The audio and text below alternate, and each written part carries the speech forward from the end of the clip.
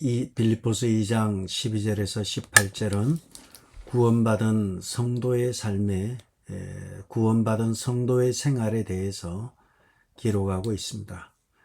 구원받은 성도는 어떻게 살 것인가, 어떠한 자세로 이 땅을 살아갈 것인가에 대한 얘기를 오늘 나누려고 합니다.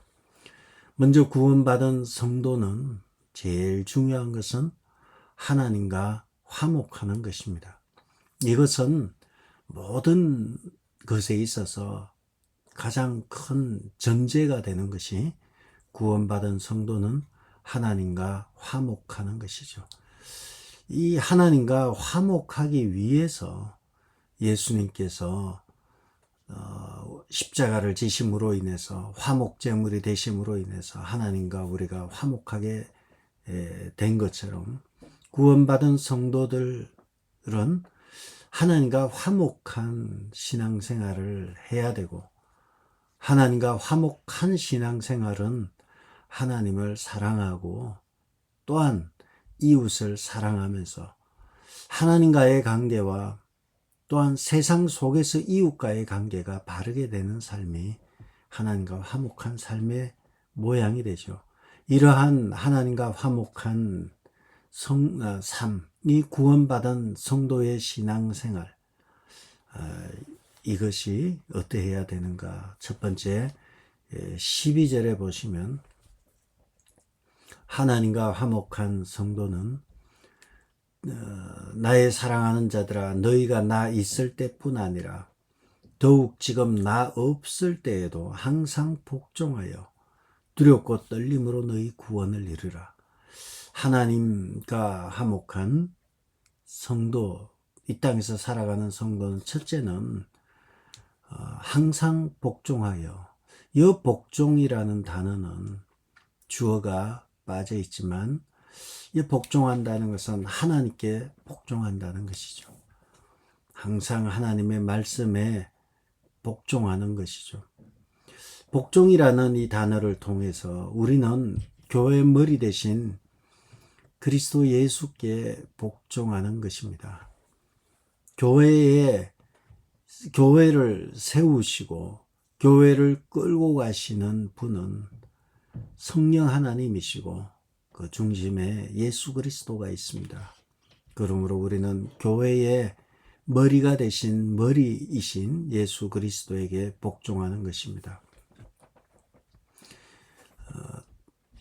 우리가 하나님 앞에 복종하지 아니하는 신앙생활, 우리는 이렇게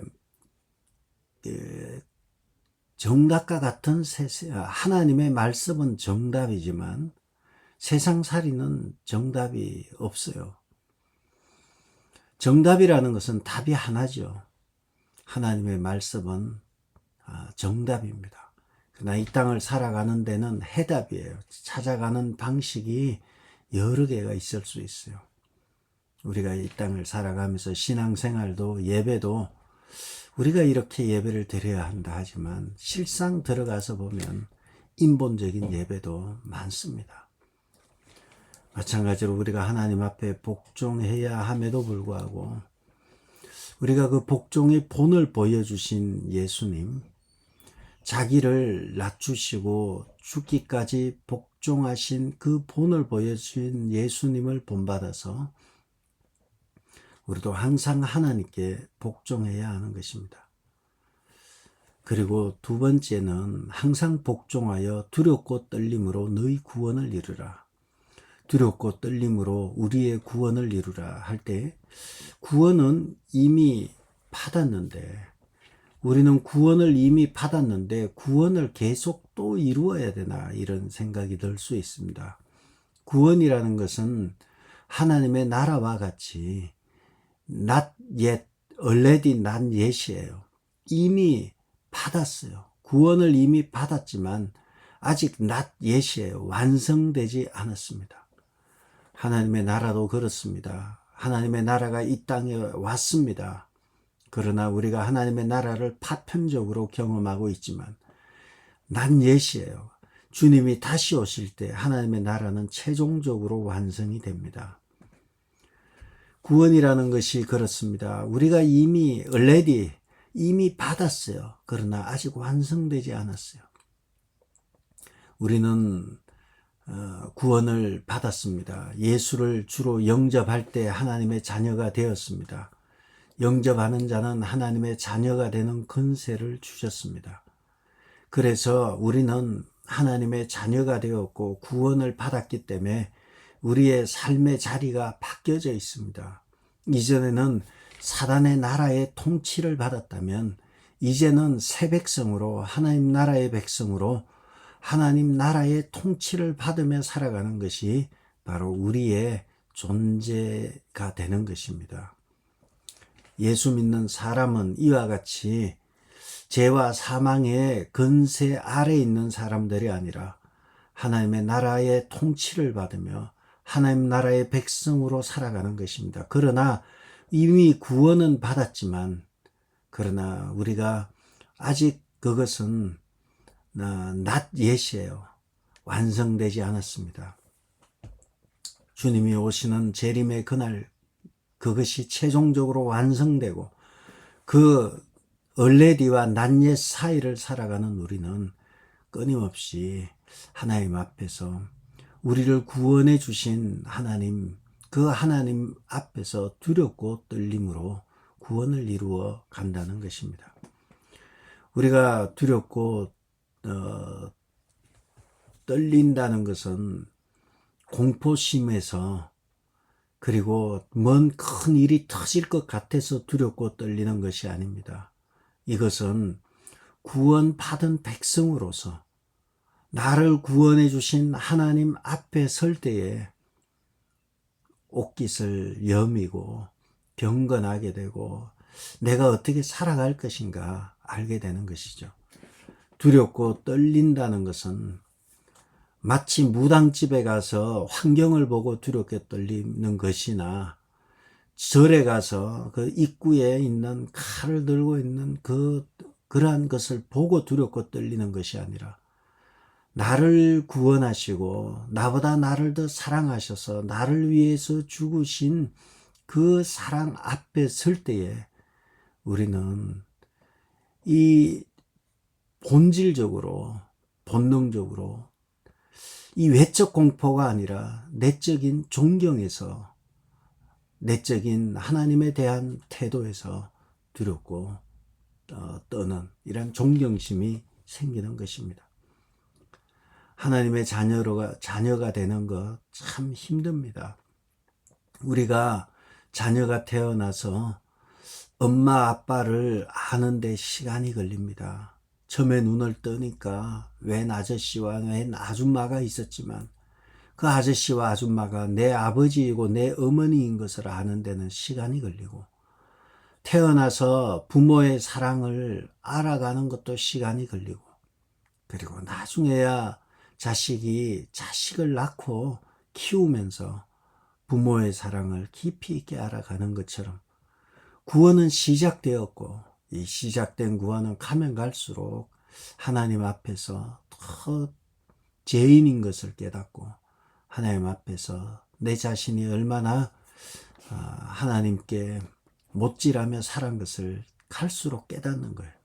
그런데 갈수록 신앙생활을 잘한다고 하면서 갈수록 성질이 이상하고 그리고 행동이 망나니 같고 위아래 구분 못하고 막 들고 뛰고 흥분되고 이렇게 돌아다니는 것은 본인이 아무리 신앙생활을 잘한다고 해도 과연 하나님의 사랑 앞에 녹아진 사람인가 의문이 드는 거예요. 본인은 구원을 받았다고 물론 모르는 경우 많아요. 자식이지만 부모 사랑을 모르는 경우도 많죠. 그러나 하나님의 사랑을 알면 알수록 내가 너무너무 감사한 거예요. 감사는 신앙생활을 하는 사람의 기본입니다. 하나님 앞에 설 때 감사하지 않을 수 없기 때문입니다. 하나님 앞에 선다고 하면서 불평이 터져 나온다는 것은 자기 자신이 하나님 앞에 아직 바르게 서지 못했구나 우리는 알 수 있는 것입니다. 신앙생활은 이와 같이 두렵고 떨림으로 너희 구원을 이루라. 구원을 이룬다 이 말 속에는 아직 진행 중이라는 것이죠. 아직 갈 길이 남아 있다는 것입니다. 끝까지 달려야 된다는 것이죠. 신앙생활은 구원을 이루는 것과 같이 마라톤과 같아요. 마지막 결승점을 향해서 달려가는 거예요. 그리고 이 신앙생활은 우리 주님을 알아가면 알아갈수록 에너지가 성령을 통해서 엔진이 굉장히 힘이 있게 돼요. 오직 성령이 너희에게 임하시면 너희가 권능을 받고, 성령은 엄청난 엔진과 같아서 하나님 앞에 서면 설수록 엔진이 계속해서 업그레이드 되고 장착이 됩니다. 그래서 마지막 결승점까지 달릴 수 있는 힘이 생깁니다. 신앙은 이와 같이 두렵고 떨림으로 구원을 이루어가는, 그리고 이루어간다는 것은 아직 갈 길이 남았다는 것이고 종착역, 마지막 그 마라톤의 결승점이 있다는 것입니다. 끝까지 목적을 향해 달려야 하는 것입니다. 결승점까지 선수들이 달리는 것이 중요하듯이 우리의 신앙의 경주에도 구원을 이루는 결승점이 중요합니다. 시작했으면 끝까지 구원을 이루는 것입니다. 그러면 바울은 이 결승점을 어떻게 달려왔을까요? 우리는 바울의 표현에 의하면 나의 달려갈 길, 내가 선한 싸움을 싸우고 나의 달려갈 길을 마쳤다. 선한 싸움과 달려갈 길, 마라톤의 마지막 결승점을 지나고 있는 것이죠. 그래서 이후로 나에게는 의의 면류관이 주어진다. 일생 동안 우리 주님을 믿고 끝까지 달렸던 바울. 그는 고린도후서에 이렇게 표현합니다. 고린도후서 15장 31절에 나는 날마다 죽노라. 매일마다 자기 자신의 죽음을 경험하는 것이죠.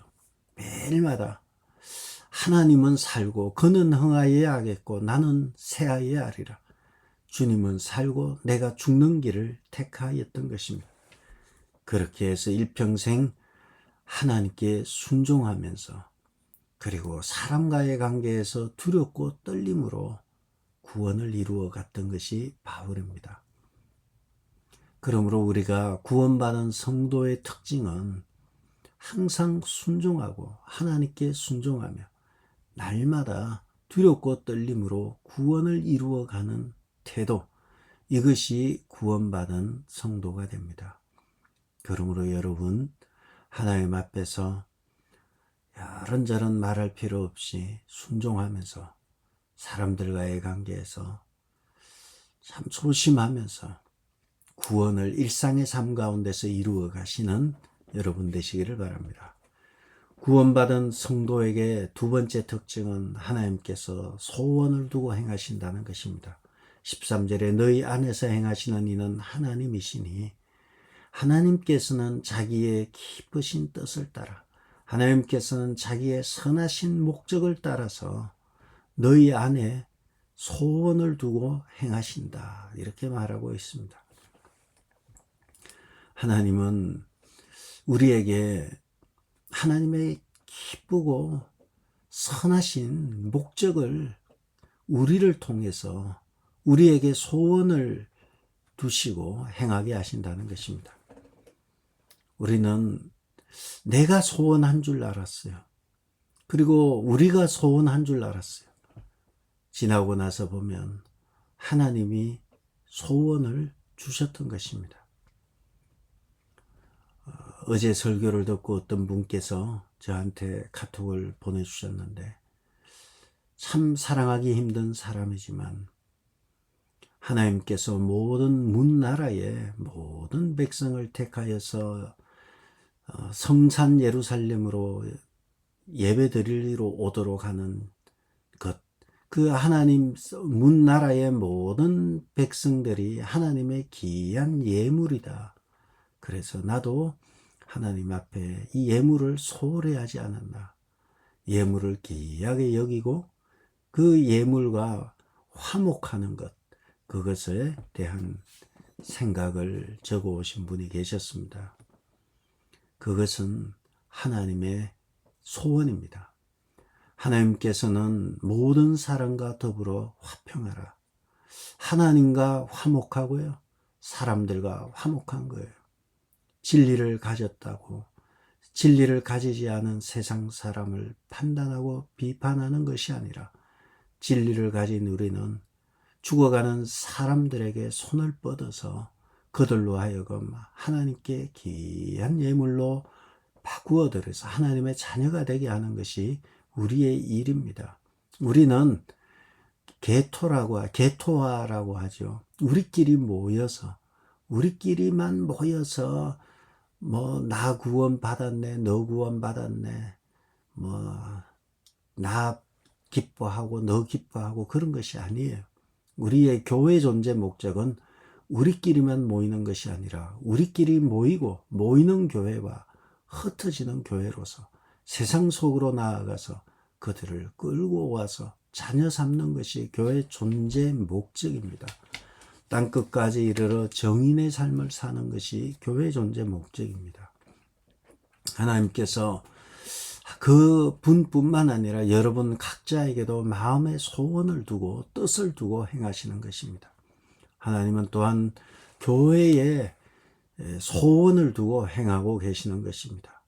우리 교회는 우리 교회의 DNA, 우리 안에 흐르고 있는 이 피 속에 있는 DNA는, 피 속에 DNA가 있나 그건 모르겠지만 어쨌든 우리 안에 있는 이 DNA는 상처받고 갈 곳 모르고 아파하는 모든 사람들이 와서 큰 사랑 앞에서 녹아지는, 누구나 다 오는 저수지 같은 교회를 우리 교회 DNA로 놓고, 그리고 또 우리 교회의 특징은 큰 교회나 앞에 교회들은 싹 끌고 가고요, 그리고 그 사이에 떨어져 있어 뒤에 이삭처럼 떨어져 있는 사람, 앞에는 큰 장비를 가지고 추수를 하고 가지만 우리는 떨어져 있는 그 이삭들을 모아서 하나님께 예물로 드리는 그 일이 우리의 교회 사명이다 생각을 합니다. 저수지 같은 교회, 한사랑 공동체, 또한 성령이 충만하여서 기적이 일어나고 치유가 일어나는 비전, 그리고 마침내 이러한 비전으로 인해서 우리 교회에 알곡이 가득한 교회, 알곡이 많은 교회, 이것은 우리가 소원을 품은 것 같지만 하나님께서 소원을 우리 안에 두시고 행하시는 것입니다. 하나님의 꿈이고 하나님의 비전이 바로 우리의 꿈과 우리의 비전이 되었던 것입니다. 이러한 저수지 같은 큰 사랑을 품고 보듬어가는 교회, 이 마음을 우리의 교회에 주셨고 하나님이 이 소원을 우리에게 주셔서 우리가 그 일을 하는 것입니다. 우리가 하는 것 같지만 하나님이 시작하셨고 하나님이 진행하고 계시며 하나님이 마무리할 것입니다. 그러므로 하나님과 우리 사이는 동역자와 관계예요. 하나님의 소원을 우리 속에 두고 행하시고 계시고, 그렇다면 우리는 하나님의 소원에 있어서 항상 복종하여 순종하면서 두렵고 떨림으로 이것을 이루어가는 일에 집중해야 할 것입니다. 하나님께서 여러분 각자에게 주신 마음의 소원이 있습니까? 그것은 내 생각 같지만 하나님께서 내 안에 소원을 두고 행하는 것인가 돌아보고, 그렇다면 여러분이 할 일은 항상 복종하여 하나님의 뜻에 복종하시고 두렵고 떨림으로 구원을 이루어가는 여러분 되시기를 바랍니다. 구원받은 성도는 첫째는 두렵고 떨림으로 구원을 이루고, 두 번째는 하나님께서 소원을 두고 행하시는 분이 구원을 받은 성도의 생활이며, 세 번째 구원받은 성도의 생활은 14절에 모든 일을 원망과 시비가 없이 하라. 모든 일을 원망과 시비가 없이 하라. 원망이라는 것은 다른 말로 불평불만이죠. 시비라는 것은 누가 옳고 누가 거르고 막 이것을 논쟁하는 거예요. 악유하는 거예요. 원망하는 것은 궁지렁궁지렁 거리고 불평하고 이건 누가 그랬어 막 이러면 이 공동체가 깨어져요. 운동을 할 때 복식이라는 것이 있어요. 함께하는 팀 사역이에요. 팀으로 운동을 하는 것입니다. 상대가 실수하고 상대가 자꾸 실수할 때 실수할 때마다 지적을 하는 거예요. 너는 왜 거기 있어서 너는 왜 공을 그쪽으로 주냐 너 바보냐 막 이러면 자꾸 잔소리하고 그렇게 하면요 이 게임은 칠 수밖에 없어요. 팀워크가 얼마나 중요한지 몰라요. 모든 일을 교회에서 빌립보 교회 안에서 계속 불평만 하는 거예요. 원망은 불평과 불만입니다. 빌립보 교회 분열의 원인이 여기 또 있는 거예요. 나는 누구를 따르고 난 누구를 따르고 그러다 보니까 그룹이 네 그룹이 되다 보니까 끊임없이 이쪽에서 얘기하면 제 얘기하고 이런 식으로 원망, 불평과 불만은 교회 분열의 원인이 되고 오늘날 많은 교회 분열의 원인이 이 불평이에요. 불평의 반대는 감사죠. 하나님의 은혜를 아는 사람은 범사에 감사하게 되어 있지만 그냥 자기밖에 모르는 사람은 범사에 불평하는 거예요. 원망은 이 불평은 망조가 끼는 거예요. 이스라엘 백성이 출애굽하였을 때 집단적으로 모세를 향해 불평을 하고 원망을 하였던 것입니다. 그들은 그 결과 가나안 땅에 입성하지도 못하였을 뿐 아니라 광야에서 죽어갔던 것입니다. 모든 일을 하는 데 있어서 원망과 시비는 옳고 그름의 기준이에요. 자기 자신의 생각의 동기가 되어서 자꾸 이것이 옳다 저것이 그러다. 그래 자세히 보면 원망이나 불평의 그 핵심에 있는 것은 자기 자신이에요. 하나님의 나라와 하나님이 아니라 자기 생각이죠. 이스라엘 백성이 망한 것이 자기 길을 따라서 자기 생각을 따라서 하나님 앞에 분향을 드린 거예요. 자기 식으로 하는 거예요. 하나님의 방식이 아니었어요. 하나님의 방식대로 마음이 가난하고 애통하며 온유하고 이러한 방식으로 예배를 드린 것이 아니라 자기 길과 자기 생각대로 예배를 드린 것처럼 신앙생활도 원망과 시비는 자기 중심이 그 안에 또아리를 털고 있는 거예요. 하나님을 신뢰하지 못하고 서로를 신뢰하지 못할 때 끊임없이 입에서는 궁지렁궁지렁 이 원망이라는 것이 궁지렁궁지렁 하는 거예요. 뭐 듣든 안 듣든 혼자서든 뭐 궁지렁궁지렁 하고 누가 옳고 누가 그러고 항상 자기는 옳고 다른 사람은 틀린 것처럼 그러면서도 막상 주도적으로 일은 하지 않고 끊임없이 뒤에서 궁지렁거리고 시비를 걸고 불평하는 것 이것은 구원받은 백성의 일이 아니라는 거예요. 그래서 바울은 구원받은 성도의 생활은 모든 일을 원망과 시비가 없이 하라 이렇게 말하는 것입니다. 구원받은 성도의 생활은 또한 네 번째 15절에 흠이 없고 순전하여 어그러지고 거스르는 세대 가운데 세상에서 빛들로 나타내라. 흠이 없고 순전한 이것은 아마 14절에 원망과 불평과 대조되는 것 같아요. 원망하고 불평하는 것은 흠이 있고 불순한 신앙생활이라면 흠이 없고 순전한 신앙생활을 하라는 것입니다. 그렇게 할 때 어떤 일이 벌어지는가? 어그러지고 거스르는 세대. 어그러지고 거스르는 세대. 답답한 도대체 세상에 빛이 있나 싶을 정도로 이 답답하고 암흑적이고 캄캄한 세상.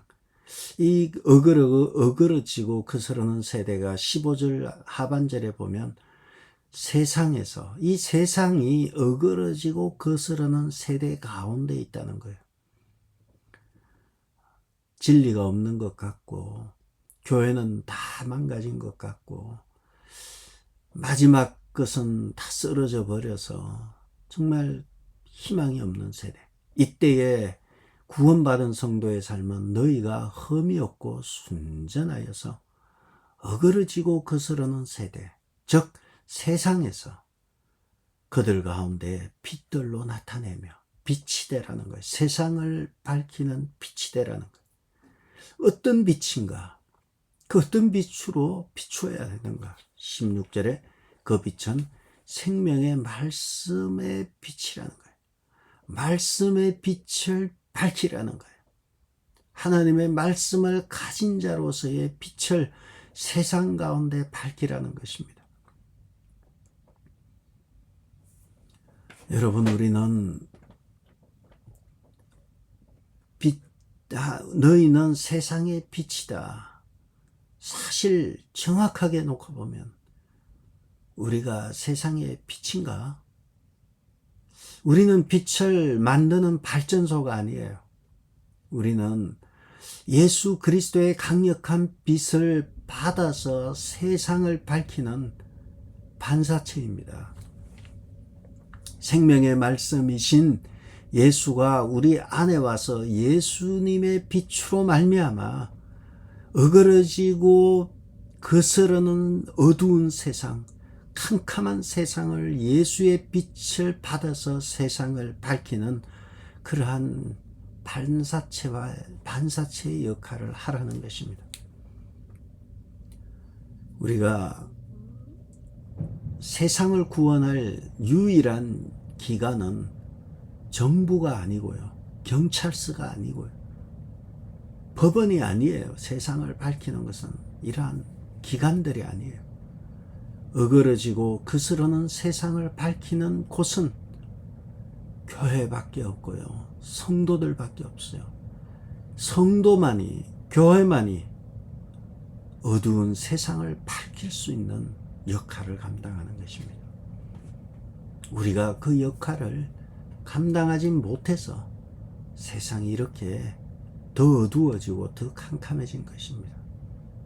우리 각자가 생명의 말씀에 강력한 빛을 받아서 세상을 밝히는 사명을 하고, 교회가 빛을 받아서 세상의 어둠을 몰아내는 사명을 감당해야 하는데, 교회가 빛의 역할을 감당해야 하는데, 교회는 빛의 역할보다는 빛을 비추는 그 촛대가 금으로 되어 있냐, 돈으로 쌓여져 있냐, 거기에 집중할 때 빛의 역할을 감당하지 못하는 것입니다. 빛의 역할의 핵심은 촛불이고 빛이에요. 빛만이 빛의 역할을 하지, 빛을 감싸고 있는 등잔대가 빛의 역할을 하지 않아요. 등잔대가 아무리 고급스러운 것으로 해도 빛이 없다면 암흑이에요.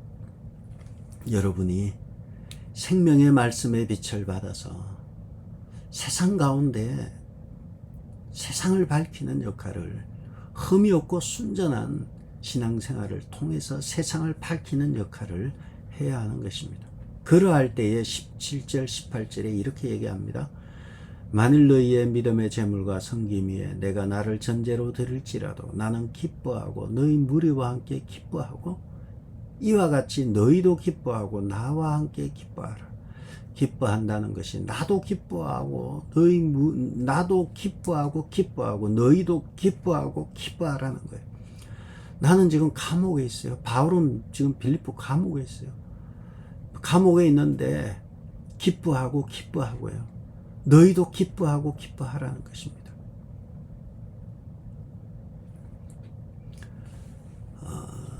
왜 기뻐하나요? 심지어 17절에 보면 내가 나를 전제로 드릴지라도, 전제는 마지막에 붙는 것으로 자기 자신을 전부 불태우는 것을 의미하는데, 이것은 순교를 뜻합니다. 내가 예수의 복음을 전해서 죽을지라도 나는 기뻐하고 기뻐하며 너희도 기뻐하고 기뻐하라. 왜 기뻐하나요?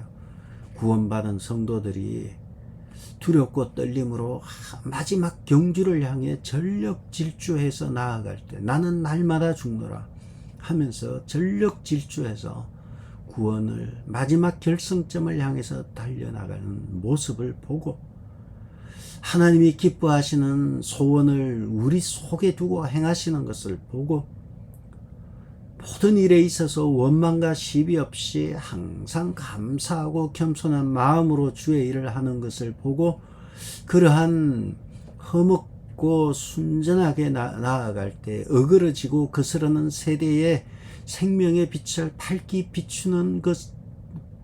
비춘다면 나는 죽어도 좋고 나는 욕을 먹어도 좋고 내 형편이 어떠하든지 감옥에 있든지 어떠하든지 나는 기뻐하고 그리고 너희도 이와 같은 일이 일어나면 기뻐하고 기뻐하라는 것입니다.